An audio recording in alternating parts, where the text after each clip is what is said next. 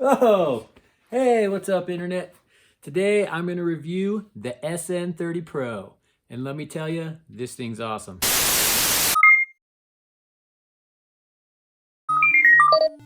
Okay, so I really like this controller.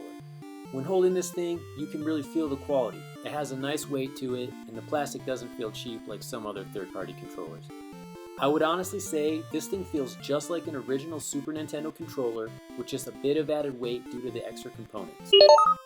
This controller also offers motion controls and has built-in rumble, which is something that a lot of third-party controllers do not include.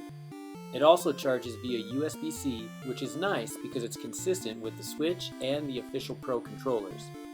I will mention the instructions that come with this controller state to only charge it with the included USB cable. However, I use my other USB cables and I haven't had any issues, but do so at your own risk. The setup for this controller is slightly more complicated than some other third-party controllers, but that's because it does more, and honestly, it's not that bad. Once you complete the initial setup, the controller pairs automatically, and jumping back and forth between multiple devices is easy. That was easy. The controller can be turned on and off by pressing and holding the start button. However, if you want to switch to a different device than the previous one used, you'll need to also hold the button associated with that device. For instance, if I want to connect to my Mac, I press and hold the start button and the A button.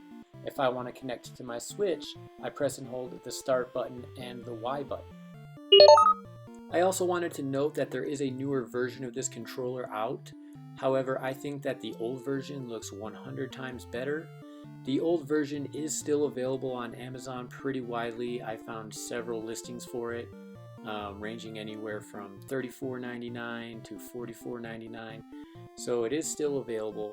As far as the differences between the two controllers go, there's not really any difference in the hardware. You can update the old one with the new firmware update, which you can get from 8bitdo's website, and these controllers will essentially be the same.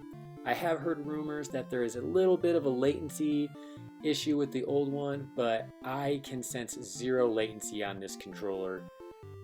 When using it for any sort of game on the Nintendo Switch, it's pretty much flawless. I don't notice any lag at all. Okay, so closing on this controller, let me just say that it's all around awesome. I highly recommend it. What's great about it is you can stick it in your pocket, it's easy to travel with, it takes up no space. It's a high quality controller. You could use it for any game type.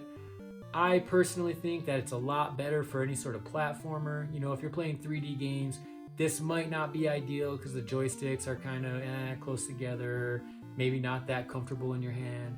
But overall, I would say that this controller is a must own. Oh yeah. Thanks for hanging out. If you like this video, please do subscribe and give this video a like, and I'll see you next time.